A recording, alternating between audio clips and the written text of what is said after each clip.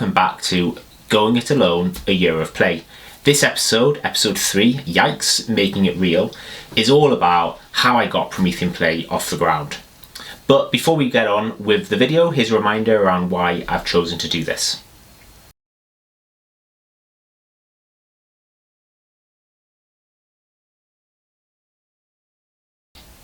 Last episode I talked about the risks and fears surrounding setting up my own business, but this episode I'm going to talk a bit more about the practicalities. But before I start doing that and going into a bit more detail, here are the 3 main takeaways that you're going to get from this video.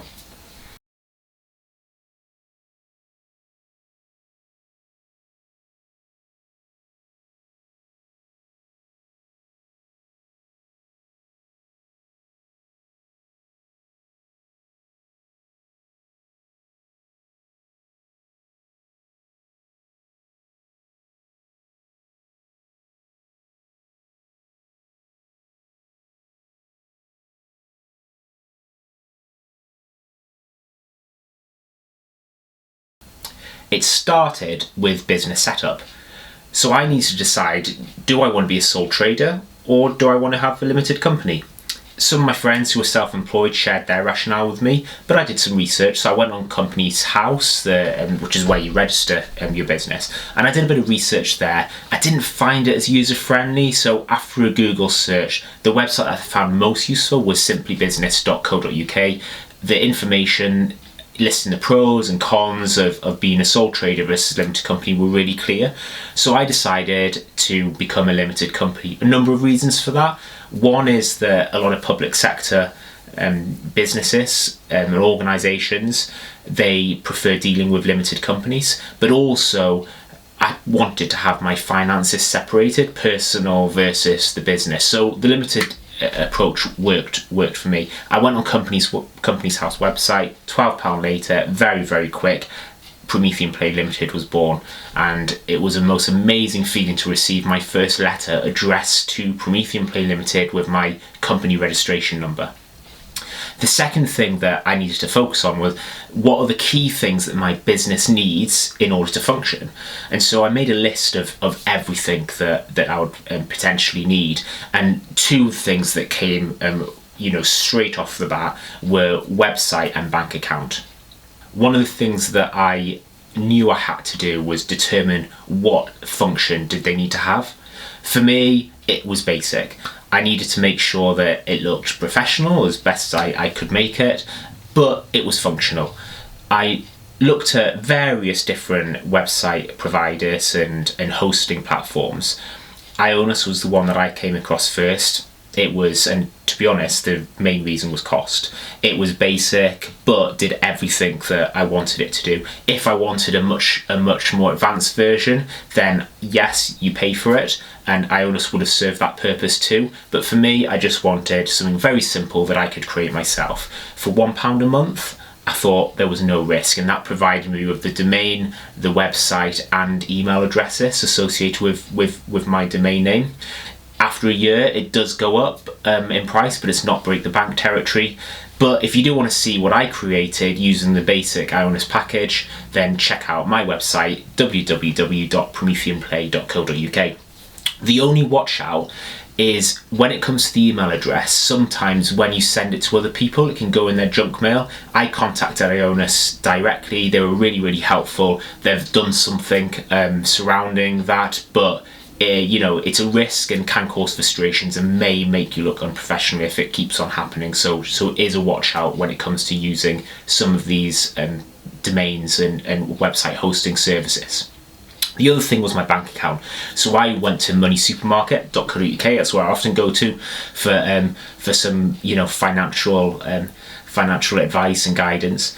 And I found Metal was the best business bank account to support my needs. You can have up to £100,000 as a balance in the bank account. It's free. The app is really user friendly. And actually, once I had went through the quite simple process of applying, once I'd gone through that, I realised that some free accountancy software called Free Agent also came with the bank account, and I've actually found that incredibly useful. If you check out Free Agent, some of the things you can do on that software to make accounting and recording all your expenses and invoicing seamless is really, really good. So when it comes to bank accounts and websites, here's my simple bit of advice.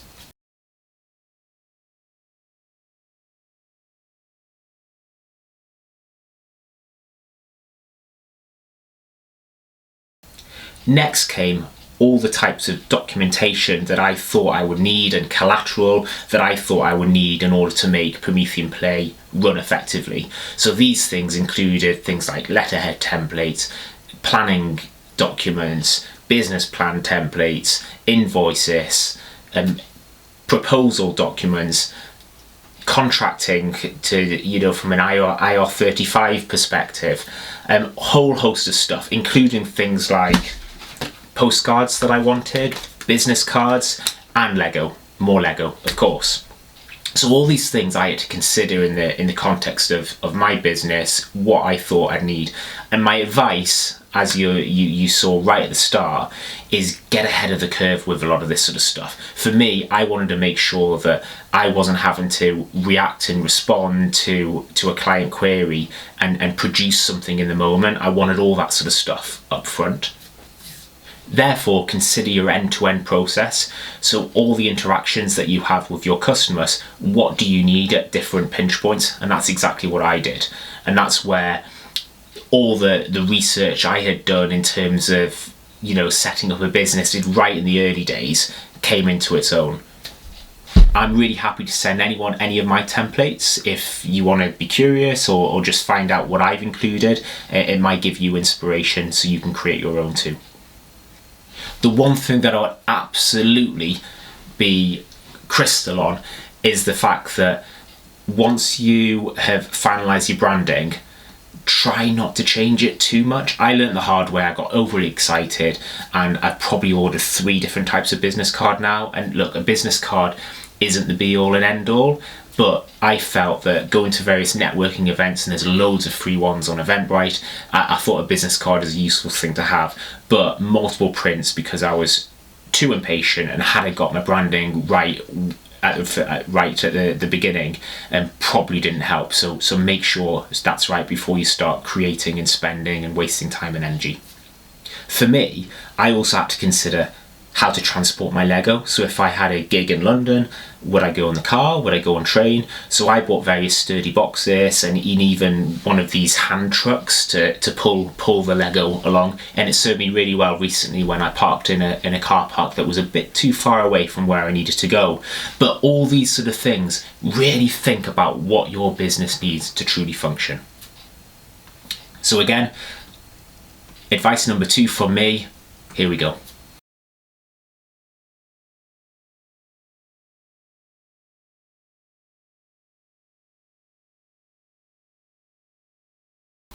The other really important thing is to consider social media. The moment I set up my business, within days I'd set up a Facebook account for my business, and within days I deleted it. Social media does cause me a degree of anxiety, and so when you're thinking about your proposition, you need to think about how you're going to communicate to your customers and what's most comfortable for you. I thought at the start, I think I was in the place of, an Insta account will be amazing. TikTok, I could do some phenomenal videos and fun videos of people building Lego. LinkedIn, yeah, that would be really good for sharing articles and case studies. Facebook, loads of images, I could reach the world, but do what's right for you and what makes you feel most comfortable. I actually think social media could almost be a full-time job, and it probably is for some people. In fact, businesses were contacting me saying they could run my social media for me in the early days. So I made the decision that I was only going to stick with one platform, and that's LinkedIn. It might change in the future, but for now, LinkedIn is what I use.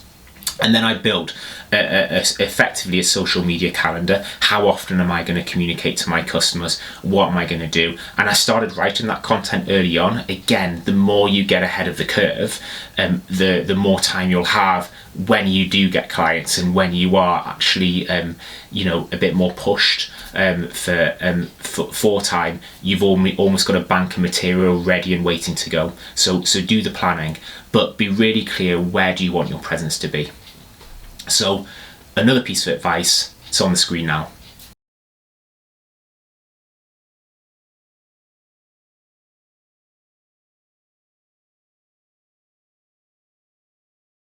Another thing that I did, which I absolutely recommend, is search on Eventbrite for free workshops for startups or new business owners. I attended one in the Northeast by Project Northeast, and it was a 2-day workshop which was absolutely invaluable, and I learned so much that I wouldn't normally learn, that I wouldn't have learned from scouring the government websites and doing the individual research. A few of those points included: 1, employment liability insurance. I thought I only needed that if I employed other people, but as a limited company, because I'm employing myself, I need that insurance too. 2 was GDPR. So the Information Commissioner's Office, the ICO, if you're handling other people's data, you need to register with them. I pay £35 via direct debit, it's £40 if not. But again, it made me look at my data protection policies and processes and think, am I doing the right thing with my customers' data? And the other thing that I learned and took away from those 2-day workshops was the power of forecasting. I shared in the last video about financial risk. What I hadn't done enough of is thinking, okay, when am I going to make my money? What's my sort of forecast? What do I want to achieve? When will I have a busy month, and when will I have a slow month in terms of my business? I hadn't given it enough thought, so doing that exercise was really, really useful. I'll throw up a screenshot of a simple template that I use. It is so simple. I don't know why I didn't do it, but it has proved invaluable and really helpful for me to plan financially and where my business is going to go.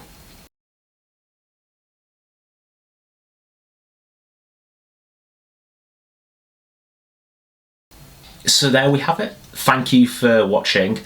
Join me next time for Yikes, that was my last paycheck. I've been really fortunate that since starting my business, the way my previous job salary run went, that's sort of funded my existence till now. But on our next video, I'm going to share a bit more about socialization of my business and generating business, because yikes, that was my last paycheck is a worrying prospect. If you like what you see, hit the subscribe button. Thanks for watching and see you next time.